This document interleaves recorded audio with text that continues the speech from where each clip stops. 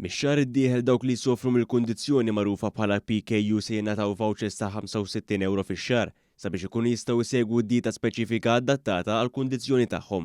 Il-PKU hija kundizzjoni rari u potenzjalment serja li tintiret min ikun imbagħad biha ma jkunx jista' jipproċessa l-proteini.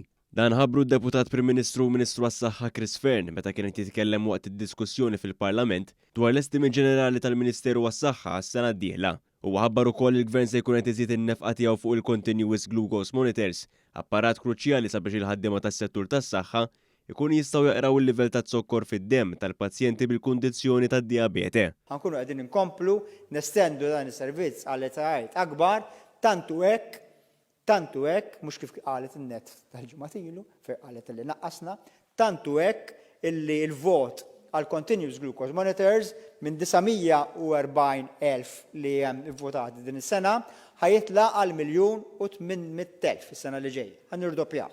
Fost investimenti oħra Chris Fern ħabbar ukoll li matul is-sena d-dieħla se jibnew numru ta' berex tas-saħħa fil-komunitajiet madwar il-pajjiż, b'mod speċjali f'Għawdex. Apparti minn hekk fis-sajf li ġej se jinfetaħ iċ-ċentru reġjonali Vincent Moran f'Raħal Ġdid. Dan iċ-ċentru huwa maħsub biex inaqqas id-domanda ta' ċerti servizzi mill-Isptar Mater Dei sabiex anke dan ikompli jkun aktar effiċjenti.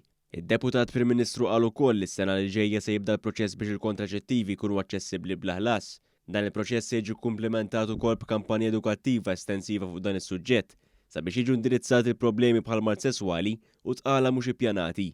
Apparti minn hekk se jżidu wkoll is-servizzi tas-saħħa fil-Ġeoklinik tal-Isptar Mater Dei.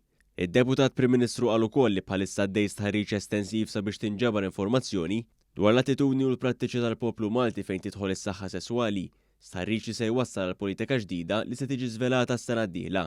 Fil-Parlament sar aċċenn ukoll għad-differenza fil-politika tas-saħħa tal-Gvern u dik tal-Oppożizzjoni, hekk kif id-Deputat Prim Ministru sqar li kieku dak li hemm miktub fil-pre-budget document tal-Partit Nazzjonalista jsir realtà, is-sistema tas-saħħa ta' Malta tikrolla. Fost affarijiet oħra huwa nota proposta f'dan id-dokument li tisħaq fuq it-tneħħija tal-mediċini ġeneriċi. Biex nibqgħu nagħtu l-istess mediċini, irridu nħallsu 7 darbit aktar. U l-budget ta' €1 li għandna s-saħħa kollu laqqas iservi għal mediċini biss li kien għall Partit Nazzjonalista li kieku huma timexxu u kieku jagħmlu di is-sistema tas-saħħa tagħna tikrolla. Ma tistax inti ma jkollokx generic medicines fil-pajjiż.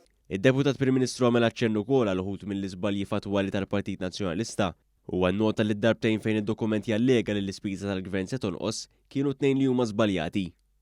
U allura l-kap tal-Oppożizzjoni li laqas kapaċi.